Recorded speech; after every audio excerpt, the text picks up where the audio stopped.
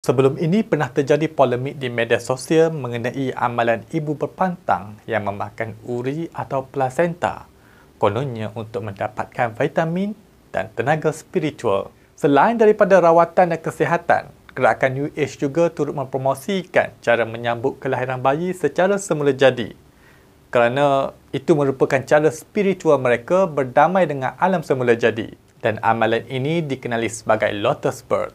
Lotus Birth atau umbilical cord non-severance ialah amalan membiarkan tali pusat bayi yang baru lahir tidak dipotong selepas tersalin, supaya bayi dibiarkan melekat pada plasenta ataupun uri sehingga tali pusat ataupun cord berpisah secara semula jadi di umbilicus atau bahagian pusat. Dan proses ini biasanya berlaku dalam masa 3 hingga 10 hari selepas kelahiran. Amalan ini dilakukan terutamanya untuk tujuan spiritual, termasuk untuk hubungan spiritual yang dirasakan antara plasenta dan bayi yang baru lahir. Sehingga Disember 2008, setelah dibuat kajian mengenai kaedah Lotus Birth, ternyata ia tidak memberi sebarang bukti untuk menyokong sebarang manfaat perubatan untuk bayi. Malah dakwaan-dakwaan yang mengaitkan bayi mendapat zat secara spiritual daripada plasenta ataupun uri ini hanya berdiri di atas dakwaan dan kepercayaan semata-mata. Menurut Royal College of Obstetricians and Gynecologists dari London, mereka telah memberi amaran tentang risiko jangkitan tidak memotong tali pusat setelah lahir, kerana tisu plasenta yang merepuk boleh menjadi sarang bakteria yang berjangkit merebak melalui tali pusat sehingga memudaratkan bayi tersebut. Telah banyak kes berlaku yang mana bayi yang berusia beberapa hari setelah ibu bapanya memilih untuk tidak memotong tali pusat, bayinya telah dibawa ke hospital dalam keadaan kritikal setelah didiagnosis dengan sepsis dan memerlukan rawatan antibiotik selama berbulan-bulan akibat jangkitan kuman. Sebenarnya amalan Lotus Birth bermula daripada seorang tokoh misionari Hindu di Barat yang terkenal sebagai Bapa Ayurveda, iaitu Baba Haridas pada tahun 1970-an dengan konsep teknik yoga prenatal atau yoga sebelum melahirkan. Dan Baba Haridas ini terkenal sebagai tokoh New Age yang membawa kaedah yoga dan juga falsafah Hindu ke dunia barat. Dan Baba Haridas juga telah bersetuju untuk membimbing seorang pelajarnya yang hamil bernama Jenny Parvati yang juga merupakan warga Amerika. Baba Haridas menerangkan amalan sokongan yoga untuk memasukkan asana prenatal, yakni postur yoga bagi perempuan yang mengandung, dan juga teknik pranayama, yakni pernafasan kepada wanita yang mengandung, meditasi dan juga teknik Ayurveda dan teknik-teknik kesedaran untuk bersalin, yang semuanya ini adalah berbentuk asas latihan yoga prenatal. Pada masa itu, Jenny Parvati terus berlatih asana, yakni postur, dan dia telah mengarang buku pertamanya berjudul Prenatal Yoga and Natural Childbirth. Dan buku itu diterbitkan pada tahun 1974. Selepas Jenny Parvati mempelajari ilmu ini dengan Baba Haridas, dia akhirnya menonjolkan dirinya ke dalam bidang perbidanan yang berteraskan falsafah ahimsa, yakni satu falsafah di dalam agama Jainism dan juga Hinduism, yang mana falsafah itu mengajarkan kita supaya tidak memudaratkan kepada apa-apa hidupan dan bersifat berdamai dengan alam. Akhirnya, amalan ini mula popular di Amerika Syarikat sekitar pada tahun 1980-an. Dia berkempen agar kaum wanita hendaklah melahirkan dengan cara semula jadi, tanpa memotong tali pusat bayi, kerana dengan cara itu ia lebih dekat dengan sikap alam semula jadi. Dan setelah itu, amalan ini mula tersebar dan dikembangkan di Australia oleh seorang bidan New Age yang bernama Shivam Rachana, dan dia telah mengasaskan Kolej Perbidanan Rohani Antarabangsa dan pengarang buku Lotus Birth. Dengan kata lain, istilah amalan yoga dan spiritual semasa kelahiran dengan tidak memotong tali pusat itu akhirnya dipopularkan dengan istilah Lotus Birth sempena istilah yang dikemukakan oleh Shivam Rachana. Kaedahnya adalah sama, iaitu setelah bayi dilahirkan, maka tali pusat dan plasenta, yakni uri bayi, tidak diapit atau dipotong.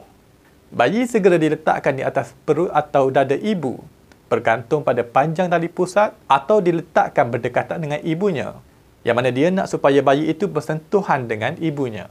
Setelah itu, plasenta itu dimasukkan ke dalam mangkuk atau dibalut dengan tuala dan diletakkan berhampiran ibu bayi tersebut. Lalu bidan atau doula akan berundur untuk membenarkan ikatan ibu dan anak yang tidak terganggu berlaku selama sejam atau lebih Dan setelah itu barulah bidan atau doula itu akan membersihkan plasenta tersebut. Bayi itu dibiarkan bertali pusat dan plasenta sehingga tali pusat itu mengering dan tertanggal sendiri dari perut bayi yang biasanya akan memakan masa 3 hingga 10 hari. Proses ini menurut mereka adalah berbentuk amalan suci dan spiritual. Malah pada mereka itu adalah bersifat berdamai dengan alam semula jadi. Mereka mendakwa bahawa bayi yang baru lahir dan plasenta wujud dalam medan kuantum yang sama sekaligus mempengaruhi pelbagai ekspresi mekanik kuantum yang mempengaruhi kesihatan kepada bayi tersebut. Ini adalah medan kuantum mengikut falsafah New Age. Ia tidak ada kaitan dengan fizik. Dan mereka mendakwa bahawa melalui tali pusat itulah ia dapat memindahkan tenaga spiritual dengan pengaliran secara beransur-ansur bermula dari tisu plasenta kepada bayi semasa proses pengeringan.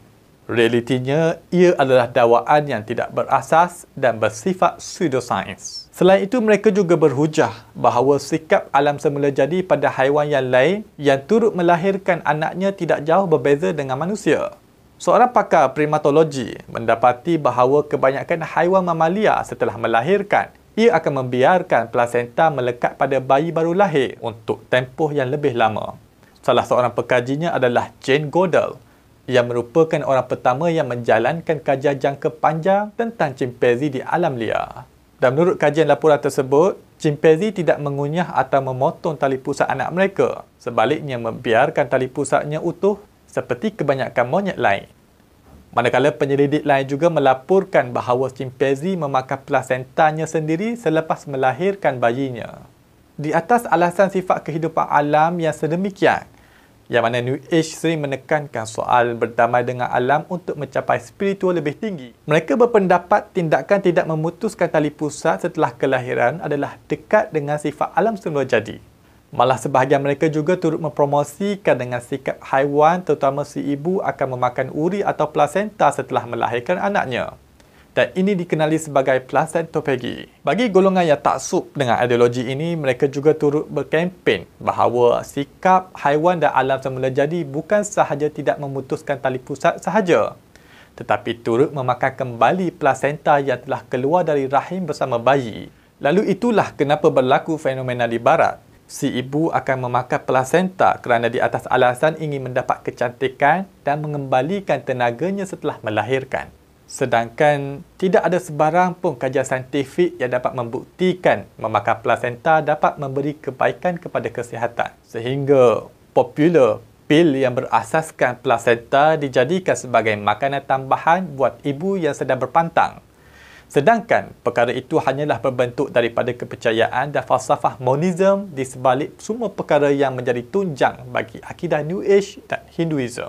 Perkara yang paling asas untuk seorang Muslim menolak amalan ini kerana ia berdasarkan kepercayaan kuasa spiritual, falsafah rohani, soal mistik atau ajaran paganism yang menjadi tonggak kepada ajaran New Age. Dan ia bercanggahan dengan konsep tauhid di dalam Islam. Kedua, jika dilihat riwayat baginda Nabi, bagaimana cara baginda menyambut kelahiran cucunya Hasan dan Husain, Nabi Muhammad SAW menyuruh untuk mencukur kepala mereka, memberi nama dan menyembelih akikah. Dan dalam keadaan membersihkan bayi itu termasuklah memotong tali pusat sebagai sebahagian dari pengurusan bayi yang sah. Tidak ada riwayat sahih dalam sunnah bahawa tali pusat dibiarkan melekat pada uri selama beberapa hari. Dan amalan ini juga membuktikan boleh membawa kemudaratan kepada bayi tersebut. Di dalam hadis Nabi menyebut, La darara wa la dirar. Tidak boleh memudaratkan diri sendiri dan tidak boleh memudaratkan orang lain. Hadis Hasan, riwayat Ibn Majah.